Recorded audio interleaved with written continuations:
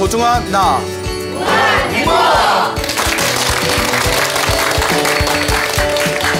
예, 만나서 반갑습니다. 광호 스님이라고 합니다. 예, 반갑습니다. 예, 예. 자, 또 오늘 이렇게 여러분들을 만나 뵙게 돼서 정말 진심으로 반갑습니다.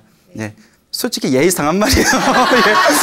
예, 예, 예. 자, 제가 평소에 이제 많은 불자분들을 상대로 해서 법문이나 강의를 굉장히 많이 해왔습니다. 그래서 불교 공부를 하신 불자분들에게 그 불교 공부를 하시니까 어떤 느낌이 드십니까? 소감이 어떠하십니까? 라고 여쭤보면 한결같은 대답 중에 하나가 너무 재밌습니다. 예, 여러분 보통 불교하면 굉장히 고리타분하다고 생각할 수 있잖아요. 근데 정말 진지하게 불교 공부를 하다 보면 아, 정말 재밌구나. 예, 부처님의 가르침이 굉장히 심오하고 깊구나라는 것을 새록새록 느끼게 됩니다. 그래서 많은 불자분들이 불교 공부 너무 재밌어요. 이 나이 돼서 왜 이제 배웠는지 모르겠어요. 예? 앞으로 더 열심히 공부하고 싶어요. 이런 말씀들을 많이 하는데 또 한결같은 대답 중에 하나가 그런데 스님, 공부를 하면 할수록 불교는 너무 어렵습니다 라고 말씀하시는 분들이 굉장히 많습니다. 예, 재밌는데 어렵대요. 예? 그래서 공부를 하면 할수록 자꾸 쉬워져야 되는데 하면 할수록 너무 깊고 심오하다 보니까 오히려 너무나 어렵게 느껴지는 경향도 없지 않아 있다. 또 이런 말씀들을 자주 하십니다. 그런데 불교 공부를 하는 스님의 입장에서 생각해 보더라도 그 말씀이 틀린 것 같지는 않아요. 여러분, 우리가 인도에서 거의 불교가 사라졌잖아요. 그렇죠? 그 부처님이 세상을 떠나시고 그리고 약 1000몇백 년 정도가 지난 뒤에 인도에서 이제 불교가 자취를 감추게 됩니다. 그래서 인도에서 불교가 사라지게 된 가장 큰 이유 중에 하나가 이제 뭐 여러 학설이 있는데 그 중에 하나가 이슬람 침공에 의해서 사원이 탄압을 받고 사원이 다 불타 사라져서 또 스님들이 학살을 당해서 그렇게 불법이 인도에서 자취를 감추게 되었다라는 이슬람 침공설이 있고요. 또 어느 일본 학자의 재밌는 또 가설 가운데 하나가 불교 교리가 너무 어려워서 일반 민중들한테 외면을 받은 것도 인도에서 불교가 쇠퇴하게 된 원인 중에 하나다라는 설이 있어요. 오죽 어려우면 예? 인도에서도 예? 일반 민중들한테 외면을 받았을까? 뭐 가설이긴 하지만 그런 이야기가 있습니다. 여러분, 우리가 그 교회에 다니다 보면 혹시 교회 다녀본 적 있으신가요? 네. 예, 아유 좋아요. 예. 혹시 지금도 예. 자, 그래서 교회에 가다 보면 우리가 예수님의 소중한 가르침을 알고 싶으면 무엇을 보면 돼요? 성경을 보면 되잖아요. 성경이 몇 권이죠? 예, 한 권이잖아요. 구약, 신약해서 한 권이잖아요. 우리 손에 쥐는 건 한 권이지 않습니까? 두꺼운 책으로 한 권인데 우리가 예수님의 소중한 가르침, 하나님의 가르침을 알고 싶으면 바이블, 구약, 신약, 성경 한 권만 보면 됩니다. 그리고 우리가 유교사상을 공부하고 싶으면 사서오경을 보면 되거든요. 사서오경 다 아시죠? 예, 물어봐도 돼요? 예, 예. 고개를 저으시네요. 예, 예, 상식이잖아요. 예, 사서오경을 보면 돼요. 사서오경. 근데 사서오경도 그렇게 양이 크게 많지는 않습니다. 그렇죠? 자, 그리고 우리가 도교 사상을 알고 싶으면 무슨 책을 보면 돼요? 도교 사상을 알고 싶으면 그렇죠, 노장. 그래서 이거 갖고 하면 안 되는데 이거 상식인데. 예, 그래요. 예. 그래서 노자 도덕경이랑 장자 남아경. 그래서 도덕경 같은 경우에는 뭐 한 5,000자뿐이 안 된대요. 그래서 책이 굉장히 이제 양이 이제 글자 수가 많지 않고요. 장자도 책 한 권짜리입니다. 그래서 노자, 장자 요 두 권만 보면 되는데 그런데 불교를 무슨 대장경이라고 부르죠? 팔만대장경이라고 해요. 자, 팔만대장경이 지금 어디에 있죠? 예, 그쵸. 합천 해인사 장경각에 이제 팔만대장경이 있습니다. 제가 출가를 해인사에서 했어요. 예, 그래서 이제 장경각에 왔다 갔다 뭐 이게 와 할 정도는 아닌데 예, 굉장히 리액션들이 좋으신 것 같아요. 예, 해인사에서 출가할 거 와 소리 들을 정도 아닌데 자, 그래서 요 장경각에서 팔만대장경을 이렇게 이제 본 적이 있는데 그 팔만대장경을 그 숫자를 우리가 헤아려 본다면 정말 입이 떡 벌어질 정도입니다. 여러분 그냥 팔만대장경 하니까 피부로 안 와닿으시죠? 네. 팔만대장경이 정확히 81,000하고도 200장이 조금 넘는답니다. 그 두꺼운 나무가 81,000하고도 200장이 조금 넘고요. 81,200장 하니까 감이 잘 안 오시죠? 네. 위로 차곡차곡 하나하나 쌓으면 3,200m가 된답니다. 자, 더 정확히 말하면 백두산보다 높습니다. 예? 여러분 백두산 올라가 보셨어요? 예, 엄청 힘들어요. 올라가는 것도. 예? 저 가봤을까요? 안 가봤을까요? 예, 안 가봤어요. 예, 근데 엄청 힘들대요. 예, 저도 얘기로만 들어. 다큐멘터리로는 봤어요, 백두산. 예, 어우, 경치 좋더라고요. 예? 자, 백두산보다 높은 3,200m 차곡차곡 쌓으면 옆으로 차곡차곡 뉘어놓으면 약 60km가 된답니다. 서울에서 오산까지 거리입니다. 그게 팔만대장경이에요. 무게가 280톤입니다. 무게가 280톤이에요. 굉장하지 않습니까? 네. 예, 다 아는 얘기인데, 예, 다 한국인이라면 다 알고 있어야 할 이야기인데, 자, 그만큼 팔만대장경의 양이 방대합니다. 그걸 책의 권수로 나누면 6,800권이 된답니다. 책의 권수로 나누면 하루에 한 권씩 보면 약 20년이 걸립니다. 여러분, 누가 그런 얘기를 하더라고요. 그 성경을 처음부터 끝까지 다 읽는데 한 3개월 정도 걸렸대요. 3개월 정도 걸렸고 사서 5경을 처음부터 끝까지 차근차근 읽는데 3년이 좀 넘었대요. 자, 팔만대장경은 몇 년이 걸린다고요? 20년이 걸립니다. 제가 스님이지만 언제 다 봐? 아, 그 언제 다 봐요? 만약에 우리가 속독으로 읽는다고 합시다. 속독으로 빨리빨리 읽어도 10년이란 얘기입니다. 근데 여러분 우리가 교과서로 공부할 때 여러분 한 번만 읽어요? 아니면 두 번, 세 번 계속 읽어요? 그렇죠. 꼭 공부 못하는 애들이 수학의 정석 보면 앞에 집합만 이렇게 항상 시커멓잖아요. 네? 그래서 우리가 경전을 읽을 때도 한 번만 보는 게 아니라 두 번, 세 번 읽는다고 생각할 때 아무리 빨리 읽어도 3번 정도를 팔만대장경을 읽는다면 30년이 걸린다는 얘기입니다. 빨리 읽어도 30년이 걸려요. 예? 아, 이걸 다 언제 읽을까요? 그러니까 정말 불교 공부 좀 진지하게 해보려는 분들은 그 방대한 부처님의 가르침 앞에서 기가 탁 하고 이렇게 맥이 탁 하고 떨어지는 느낌이 듭니다. 예. 자, 그런데 제가 우연히 어떤 이렇게 불교에 대한 가르침이 담겨져 있는 책을 보다가 부처님 가르침 중에 이런 구절이 나오더라고요. 부처님의 가르침을 만나되 믿지 않아도 이해하지 못해도 부처님의 말씀이 귓가를 스친 것만으로도 깨달음을 얻게 되리라. 근데 전 이해가 안 되더라고요. 예? 그때 예전에 오래전에 그 책의 내용을 보면서 아니 부처님의 가르침을 만났는데 믿어요 안 믿어요? 안 믿고 믿지 않고 부처님의 말씀을 공부하되 이해하지 못했는데도 믿지도 않고 이해하지 못했는데도 무엇을 얻게 되리라? 깨달음을 얻게 되리라. 야, 이게 무슨 말이 이거 뭐 약 파는 건가? 그렇잖아요. 이거 먹어봐. 믿지 않고 이해하지 못해도 먹기만 하면 병이 다 나. 뭐 약장사도 아니고. 그러니까 제가 너무 논리적으로 이해가 굉장히 안 되더라고요. 한 믿음이 있고 이해를 해야 깨달음을 얻게 되지. 믿지 않고 이해하지 못해도 깨달음을 얻게 되리라. 그리고 이제 몇 년이 지났어요. 그래서 제가 얼굴을 딱 봐도 아시겠지만 제가 책 읽는 걸 되게 좋아해요. 표정이 별로 아닌 것 같아요. 그래, 만화책 읽는 걸 좋아해요. 예? 그래서 이제 제가 이제 이 책, 저 책을 이제 보다가 우연히 우리 불교 팔만대장경 중에 있는 아비달마 대비바사론이라는 책을 봤어요. 아비달마 대비바사론. 제목부터가 범상치 않아요? 예? 이 아비달마 대비바사론이라는 책이 우리 부처님께서 세상을 떠나시고 약 300년, 400년 후쯤에 만들어진 초기 부파불교의 백과사전입니다. 그게 이제 중국식 표현으로 쓰면 소승불교의 백과사전이라고 불리거든요. 자, 그런데 백과사전 하니까 양이 많겠어요? 양이 적겠어요? 많겠죠. 한문본 권수로 200권짜리입니다. 아비달마 대비바사론이 200권짜리 책이에요. 예? 아비달마 대비바사론이. 그리고 우리나라 한글로 번역을 하면 모래알같이 작은 글자로 큰 책으로 10권 정도가 돼요. 예? 10권이 넘어요.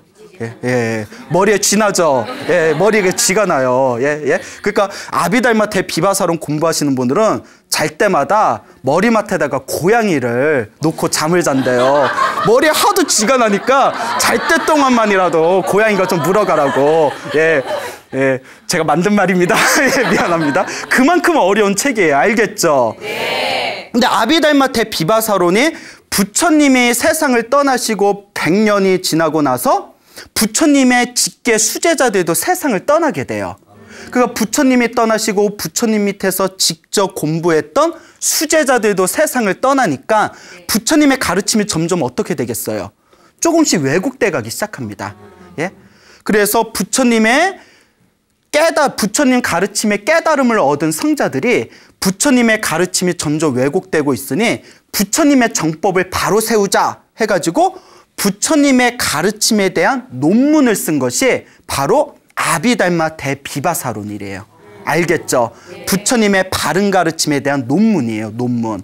자, 그런데 이 아비달마 대비바사론의 저자가 누군가 하면 한 명이 쓴 것도 아니고 2명이 쓴 것도 아닙니다.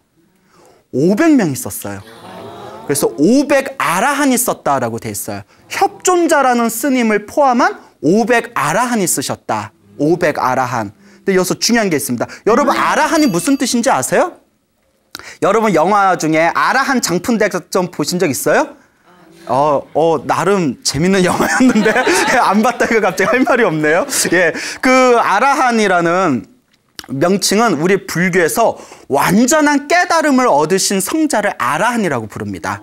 그러니까 500아라한이 썼다는 것은 500명의 깨달음을 얻으신 성자들께서 쓰셨다는 얘기예요. 알겠죠? 네. 근데 그 아비달마 대비바사론에 굉장히 재밌는 전설이 있어요.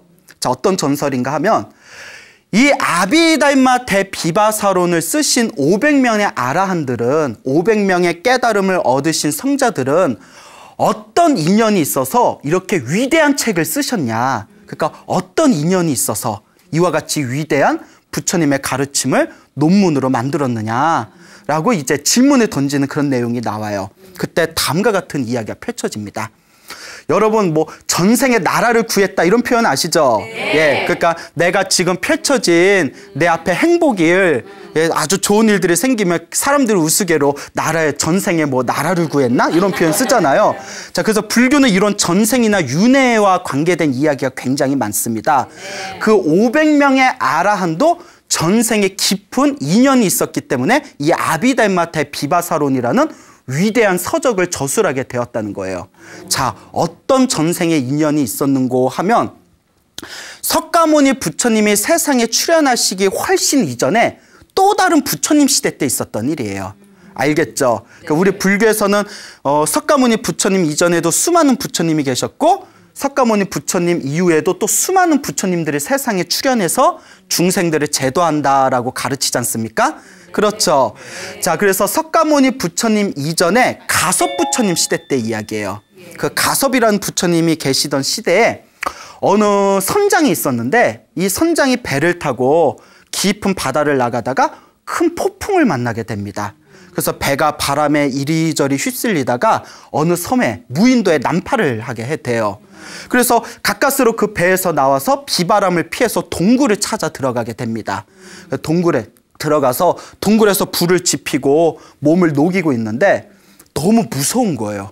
여러분 배가 폭풍에 난파당해서 무인도에 떨어져서 동굴에 혼자 있으면 무서워요, 안 무서워요? 무서워요. 무섭죠. 여러분 무서울 때 무엇을 하시겠습니까? 예? 그냥 자요? 예? 예? 예. 자, 그때 그 선장이 독실한 불자였대요. 독실한 불자였기 때문에 품에 항상 부처님의 경전을 가지고 있었답니다.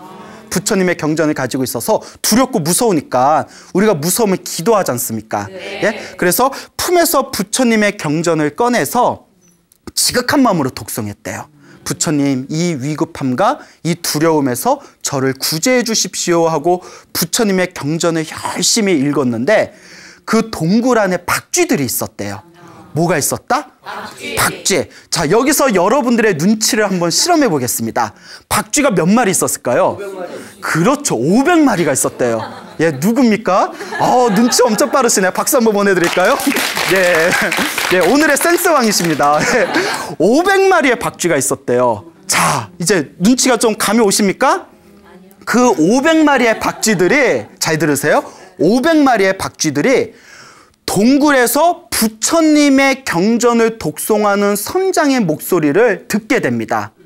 그리고 그 박쥐들이 그 뜻을 알아요, 몰라요?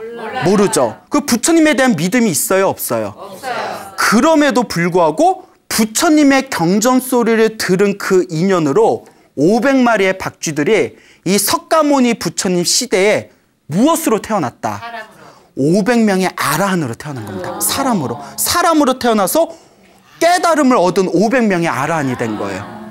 그 박쥐들이 동굴 안에서 부처님의 경전 소리를 듣고 부처님의 경전을 들은 그 공덕으로 다음 생에 박쥐의 몸을 벗고, 박쥐의 몸을 벗은 뒤에 사람으로 태어나고, 사람으로 태어난 뒤에 경전 소리를 들었던 그 공덕으로 불교를 만나게 되고, 불교를 만나서 수행하게 되고, 수행하면서 수행의 힘이 점점 깊어지면서 그러한 수많은 윤회의 삶을 지난 끝에 이 석가모니 부처님 시대에 500명의 깨달음을 얻은 성자로 태어나게 된 겁니다. 그리고 이와 같이 이야기합니다. 그 500명의 아라한들이 부처님의 은혜를 갖기 위해서, 부처님의 경전 소리를 못 들었으면 지금까지 계속 무엇으로 살았을까요? 그렇죠. 박쥐나 축생으로 계속 살았을 수도 있잖아요. 부처님의 은혜를 갖기 위해서, 부처님의 가르침을 바르게 유지하기 위해서 무엇을 저술하였다? 아비달마 대비바사론이라는 이 거대한 위대한 업적을 만들어 놓았다라고 전설이 내려오고 있습니다. 이 정도 얘기면 뻥으로 쳐도 거의 우주급 뻥이에요. 아니 뻥을 쳐도 이 정도면 거의 뭐 판타지 SF 소설 이상이에요. 뭐 무협지를 넘나든.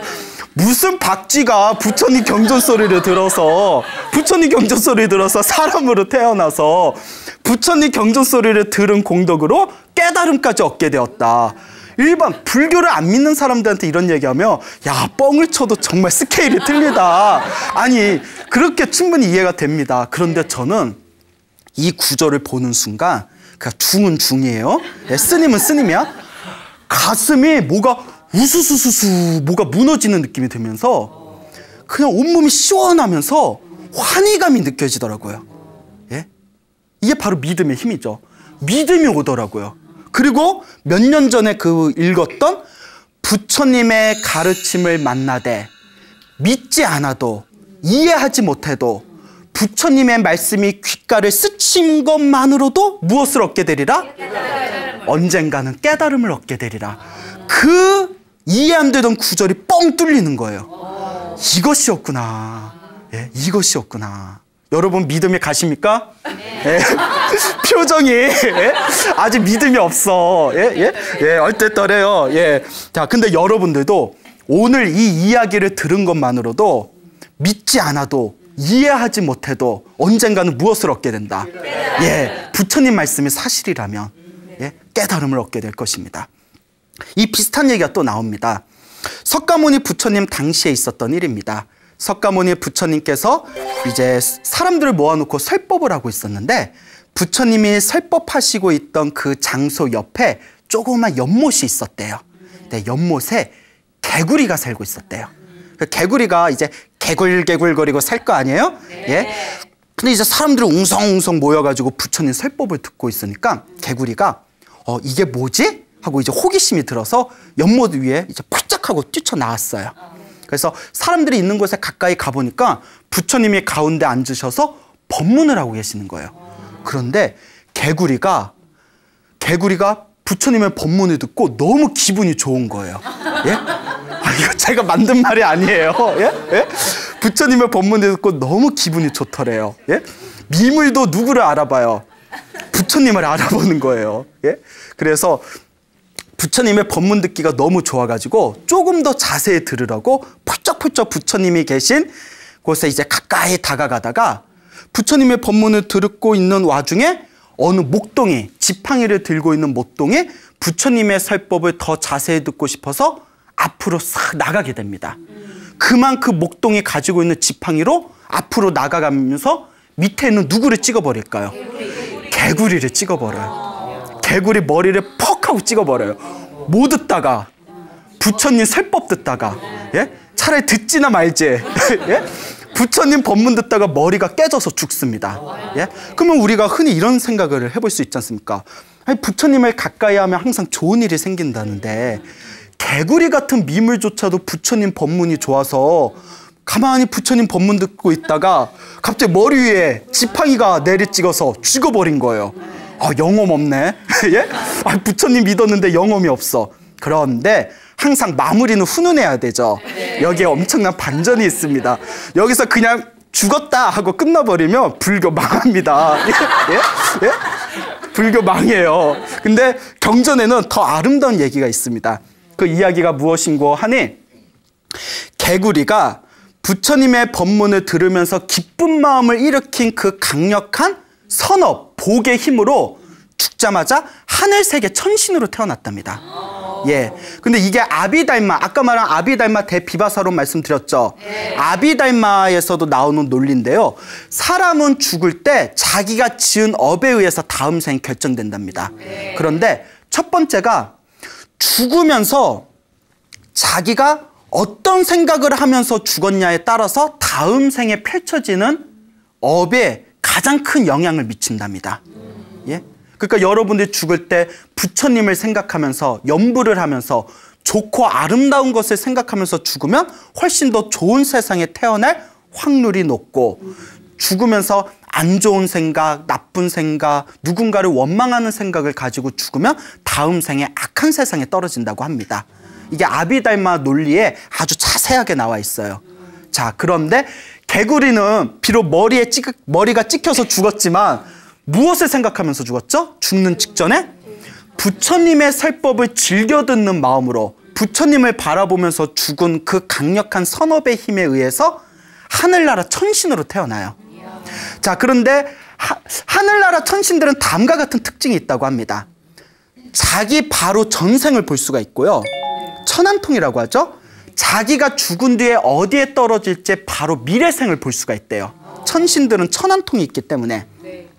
그래서 하늘세계의 천신으로 태어난 이 개구리 천신이 나는 전생에 무슨 복을 많이 지었길래 이렇게 하늘세계 천신으로 태어났을까 궁금한 거예요. 그래서 자기의 전생을 다 살펴봅니다. 자기의 전생을 살펴보면서 아마 나 전생에 엄청 착한 사람이었을 거야. 힘들고 배고픈 사람들한테 많이 베풀고 착한 예를 많이 했기 때문에 내가 이렇게 하늘세계 천신으로 태어난 거야 라는 믿음을 갖고 자기의 전생을 딱 살펴봤는데 뭐였어요? 개구리였어요. 막 멘탈이 흔들립니다. 내가 개구리였다니. 여러분, 만약에 뭐 광우스님이 만약에 전생을 볼 줄 아는데 못 봐요? 또 오해하지 마세요. 전생을 볼 줄 아는데 광우스님 제 전생 좀 봐주세요 했는데 뭐 개구리였습니다 하면 기분이 좋겠어요? 나쁘겠어요? 안 좋죠. 누구라도 그럴 거예요. 어머, 전생에 아주 큰, 아주 위대한 위인이었습니다. 또 이렇게 얘기해주면 훨씬 기분이 좋겠죠. 자, 자기가 전생에 개구리였다는 것을 알고 이 천신이 깜짝 놀래요. 근데 내가 개구리였는데 도대체 무슨 공덕을 지어서 하늘나라 천신으로 태어났을까?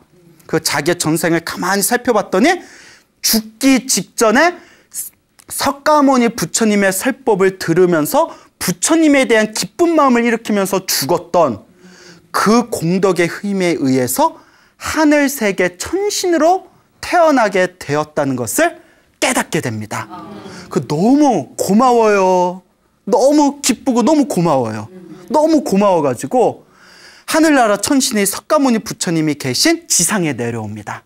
그 석가모니 부처님이 홀로 나무 밑에서 이렇게 명상을 하고 계실 때 부처님 앞에서 천신이 다 삼배의 예를 올리고, 거룩하신 세존이시여, 저는 전생에 개구리였다가 부처님의 설법을 듣고 이번 생에 하늘세계 천신으로 태어난 하늘색의 신입니다.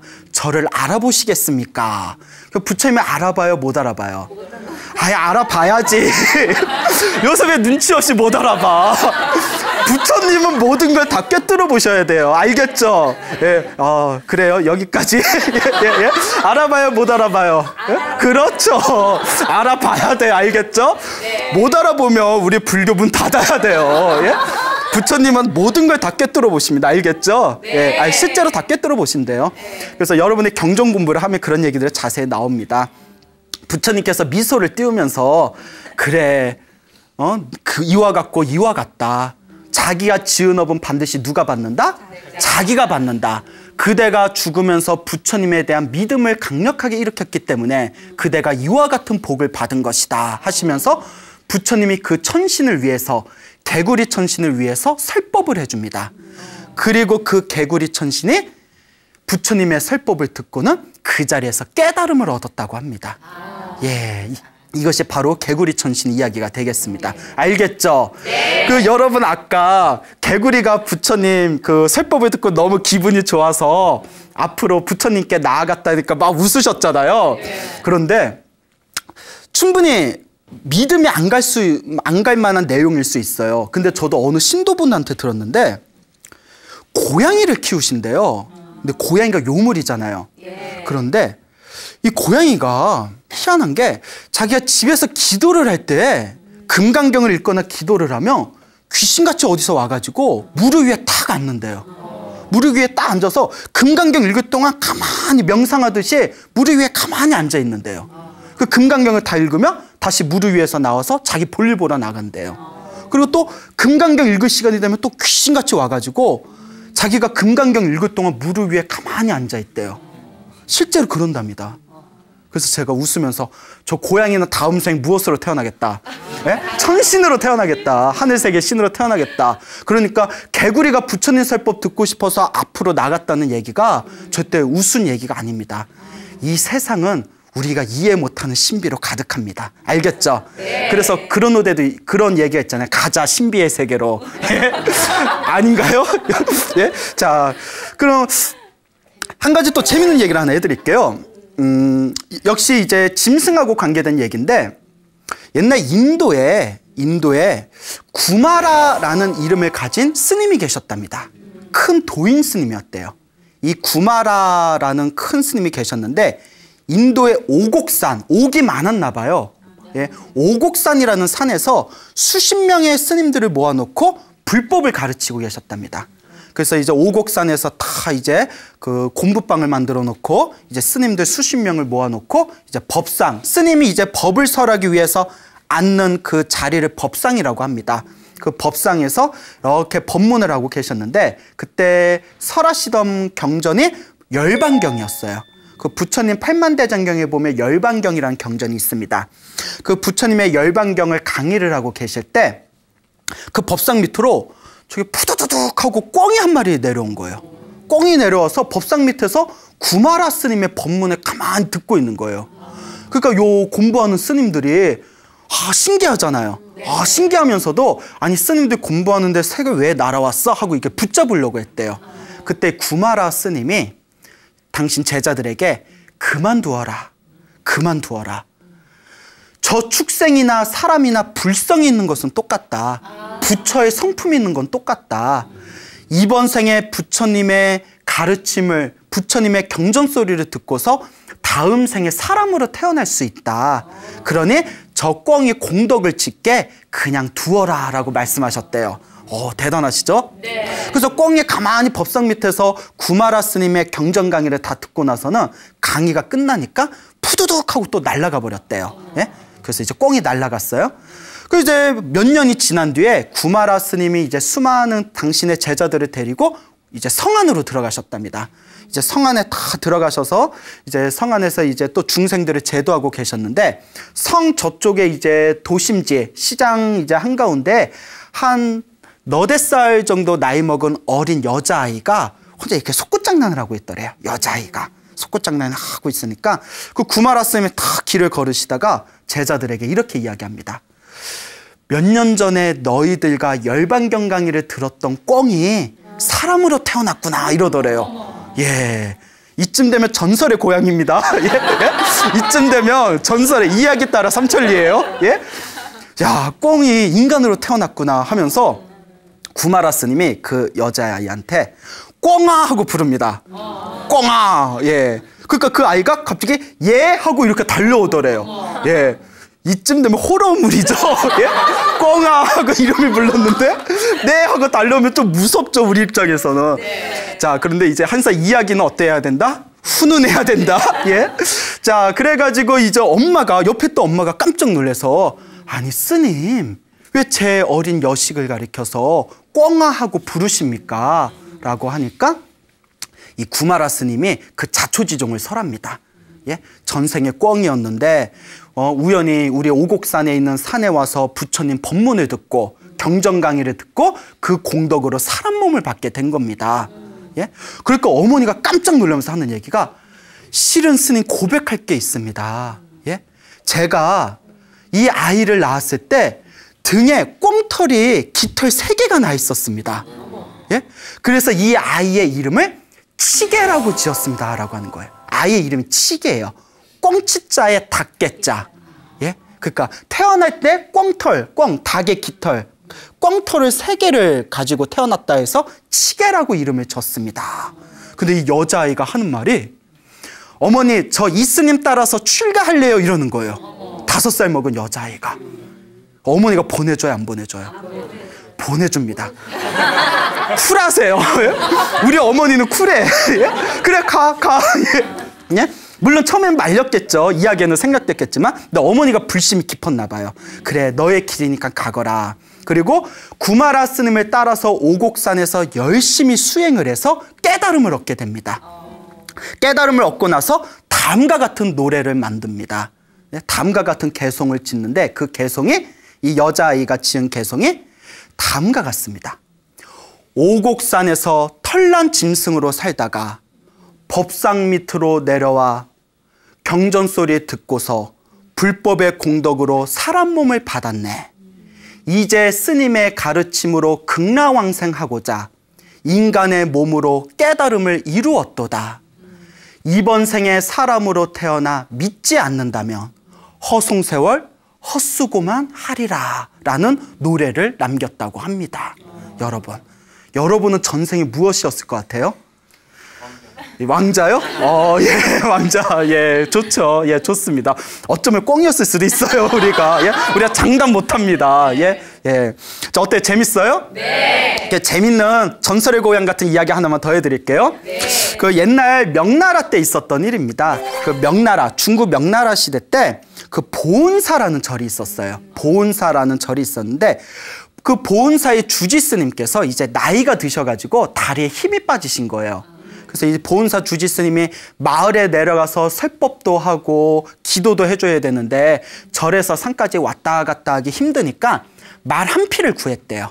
그래서 말을 하나 이제 구해가지고 말을 타고 이제 산에 있는 절에서 마을까지 이제 왔다 갔다 했답니다.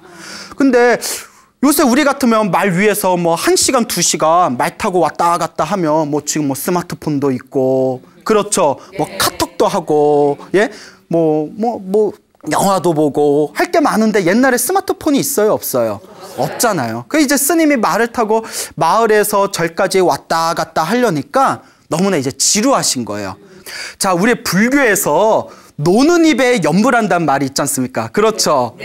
예. 그래서 이제 말을 타고 다니면서 기도나 하자 하는 마음으로 법화경을 독송하셨다고 합니다. 예. 그 우리 불교의 가장 뛰어난, 가장 깊은 심오한 뜻을 가지고 있는 경전 중에 법화경이란 경전이 있습니다. 그래서 항상 말을 타고 법화경을 이렇게 독송하면서 왔다 갔다 하셨는데 그렇게 몇 년이 지났다고 합니다. 몇 년이 지난 뒤에 마을에 어느 아낙네가 있었는데 이 아낙네가 꿈을 꿨어요. 꿈을 꿨는데 꿈속에서 어느 동자가 자기 방 앞에 다 오더니 아주머니 아주머니 하고 부르더래요. 그 깜짝 놀라서 웬 애가 왔어 하고 문을 열어보니까 이 동자 어린 아이가 하는 얘기가 아주머니 저는 저 보은사에서 주지스님이 키우던 말인데 법화경의 공덕으로 사람 몸을 받게 되었습니다. 그러니 저와 인연이 있는 아주머니에게 제가 잠시 의지할까 하오니 부디 저를 잘 받아주시기 바랍니다. 라는 꿈을 꾸게 돼요. 그 깨고 나서 꿈이 범상치가 않아요. 그래서 사람을 시켜가지고 보은사의 그 주지스님이 키우던 말이 아직 잘 있나 한번 보거라 하고 사람을 시켰더니 그 말이 그날 죽었더래요. 그리고 그날에 그 아주머니가 이제 태기가 생겼어요. 태기가 생겨서 이제 아이를 낳게 됩니다. 그 아들을 낳았어요. 그래서 이제 아들을 낳았는데 아들을 낳고 이제 무럭무럭 커서 7살이 됩니다. 7살이 됐을 때 아주머니가 불심이 엄청 깊으셨나 봐요. 네? 여러분, 우리가 불자들이 많잖아요. 네. 불교 신자가 우리나라에 굉장히 많은데 진짜 불교 신자인가 아닌가 알 수 있는 가장 좋은 방법이 무엇인지 아세요? 절에 열심히 다닌다고 진짜 불자 아니에요. 예? 뭐 등 많이 올린다고 진짜 불자 아니에요. 자기 자식이 출가를 한다고 했을 때 아주 편하게 놓아줄 수 있으면 그게 진짜 불자예요. 무슨 얘기인지 알겠죠? 네. 내 자식이 출가한다고 했을 때 그래 가거라, 부처님 제자가 되거라, 이런 말을 할 수 있으면 진짜 불자입니다. 그러니까 이분이 불심이 지극했나 봐요. 그 아이를 7살 된 아들을 데리고 보은사 주지스님을 찾아갑니다. 그 꿈 얘기를 하면서 스님, 언젠가 이 아이는 제가 반드시 절에 보낸다고 항상 생각해 왔습니다. 이 아이는 스님의 인연이시니 제발 우리 아들 큰 스님 만들어 주십시오 하고 그 주지스님의 제자로 보냅니다. 어머님이 대단하세요. 그래서 주지스님이 이제 그 아이를 두고 몇 년 동안 열심히 공부를 가르쳐요. 열심히 공부를 가르치는데 문제가 생겨요. 머리가 너무 둔해. 머리가 너무 둔해. 하나를 가르쳐주면 반도 몰라. 예? 하나를 가르쳐줬는데 반도 몰라요. 반도 기억을 못해요. 무슨 말인지 아시겠죠? 그러니까 몇 년 지났는데 너무 답답한 거예요. 아니 아무리 아끼는 제자지만 어쩜 이렇게 머리가 둔할까? 예? 뭐 남 얘기 같지 않죠 우리? 예? 그렇죠? 아까 사서오경 대라고 했을 때 동공이 흔들리신 분들, 예? 예? 자, 예, 웃자간 농담이고요. 자, 그래서 그 제자에게 동자승에게 이렇게 말합니다. 네가 전생에 말이었던 축생이었던, 축생이 이제 짐승이란 표현입니다. 네가 전생에 말이었던 축생이었던 전생에 습기가 남아서 머리가 둔한가 보다. 그러니까 이렇게 된 바에야 네가 전생에 오랫동안 들었던 법화경이나 공부하자. 왜냐하면 항상 말 위에서 주지스님 태우고 법화경을 항상 들었잖아요. 그 법화경을 딱 가르치는데 법화경이 7권으로 되어 있습니다. 한문본으로 법화경 7권이라고 부르거든요. 글자 수가 69,000자 정도 된답니다. 69,000자, 약 7만 자죠. 가르쳐주는 순간 그 자리에서 7만 자의 법화경을 통째로 외워버렸대요. 전생에 하도 많이 들어가지고, 예? 그러니까 이 주지스님이 깜짝 놀라면서 다음과 같은 부처님 경전에 있는 개송을 부릅니다. 뭐라고 하셨냐 하면, 방금 짜낸 소젖은 싱싱하고 재에 묻힌 불씨는 그대로이듯이 지은 업은 당장에 나타나지 않지만 그늘에 숨어 있어 항상 따르고 있다. 무슨 말인고 하니 내가 지은 업은 당장 나타나요, 안 나타나요? 안 나타나요. 예? 그렇지만 알게 모르게 내가 지은 업은 반드시 누가 받는다? 내가 받는다는 거예요. 전생에 평생을 오랫동안 법화경을 들었던 그 공덕으로 이번 생에 법화경 공부하자마자 그 69,000자, 7만 자의 법화경을 통째로 외워버린대요. 여러분. 그래서 우리 큰 스님들이 흔히 그런 말씀 하십니다. 우리 큰 스님들이 뭘 잘하는 자기만의 재주가 있으면 아이고 전생에서 가져왔나 보구나 이런 말씀을 하세요. 예? 자, 우리 스포츠 선수들 있잖아요. 예체능 스포츠 선수들 있잖아요. 예? 다들 열심히 노력합니다. 그렇죠? 다들 뭐 연습은 배신하지 않는다. 하지만 금메달은 오직 몇 명이 따나요? 한 명이 따지 않습니까? 그렇죠. 그러니까 연습, 노력만으로는 넘을 수 없는 선이 있대요. 그 예체능을 하시는 분일수록 처음에는 비슷비슷한 수준이 되다가 어느 선에 가면 타고난 거에서 갈린답니다. 예. 그 타고난 것은 어디서 가져왔을까요? 전생에 가져왔다는 거예요. 이번 생에 미친 듯이 미친 듯이 노래를 잘 부르는 사람은 전생에 노래 연습을 많이 했을 가능성이 높아요. 이번 생이 막 신들린 듯이 피아노를 칠 줄 아는 사람은 전생에서도 피아노를 쳤던 그 재주를 가져왔을 가능성이 큽니다. 뭔지 아시겠죠? 예? 그래서 저 같은 경우에도 제가 출가하기 전에는 뭐 제대로 할 줄 아는 게 하나도 없었어요. 뭐 나이가 어리긴 했지만. 예? 그런데 막상 출가하고 나니까 스님들께서 왜 이제 왔냐, 이제 왔냐 그러세요. 왜 이제 왔냐? 그러니까 전생에도 뭐였어? 아, 전생에도 스님이었네. 전생에도 못 놀아봤네. 예? 예? 전생에도 못 놀고 이번 생에도 못 놀고. 예? 그러니까 큰 스님들 그런 말씀을 하십니다. 무슨 말인지 아시겠죠? 네. 예. 그래서 내가 지은 업은 당장 드러나지 않지만 다 따라오고 있다. 예. 그래서 우리 불교에서는 다음과 같이 가르치고 있습니다. 천년 전에 중국의 큰 도인 스님이라 불리웠던 연명 연수 스님이 이와 같이 말씀하셨습니다. 믿어서, 예? 믿어서, 자, 부처님의 가르침을 만나서, 예? 믿지 않아도 이미 깨달음의 씨앗은 심어졌고, 배워서, 부처님의 가르침을 배워서 이루지 못했다 하더라도 이미 인간과 천국의 복을 훨씬 더 넘어섰다. 믿지 않아도, 배워서 이루지 못해도, 이해하지 못해도 귓가를 스친 것만으로도 부처님의 가르침을 통해서 우리는 이미 무엇의 공덕이 심어졌다? 깨달음을 얻을 수 있는 공덕이 심어졌다. 그래서 제가 불자분들에게 항상 이런 말씀 드립니다. 불교가 어렵다고 해서 너무 이제 스스로 힘들게 생각하지 마십시오. 그리고 많은 불자분들 공부하다 보면 스님 불교 공부를 하면 오늘 배운 거 내일 가면 다 잊어먹습니다. 그런 얘기를 많이 하세요. 예, 격렬하게 공감하시네요. 그럴 때마다 그분들에게 드리는 말씀이 다 기억하지 못해도 좋다.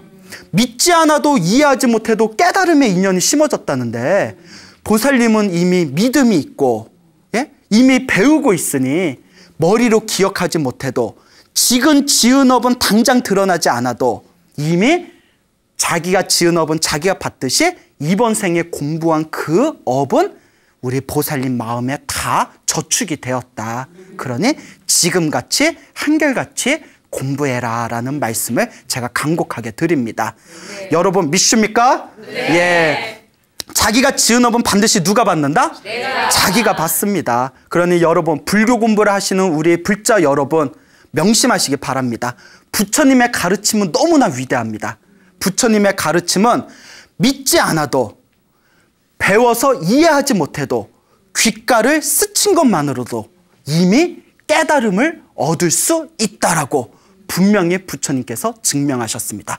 여러분 믿음을 가지시기 바랍니다. 알겠죠? 네. 자, 여러분 행복해지고 싶습니까? 네. 행복한 삶을 창조하고 싶습니까? 네. 예. 복을 지으십시오. 선업을 쌓으십시오. 공덕을 쌓으십시오. 복과 선업과 공덕의 힘이 여러분들을 진정한 행복의 길로 이끌어 줄 것입니다. 자, 여기서 마치겠습니다. 소중한 나 무한 행복!